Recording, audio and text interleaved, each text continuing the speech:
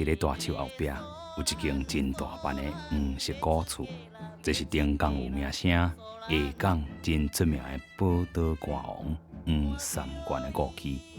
退伍的时阵吼，迄个亚洲唱片公司吼，总邀请伊去灌唱片安尼。头一首就是《素兰小姐要出嫁》安尼吼。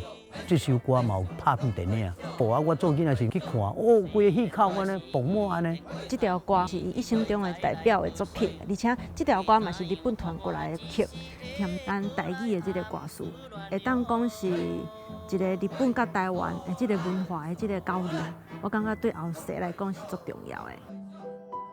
伊的歌曲，互济人继续想念这个宝岛歌王。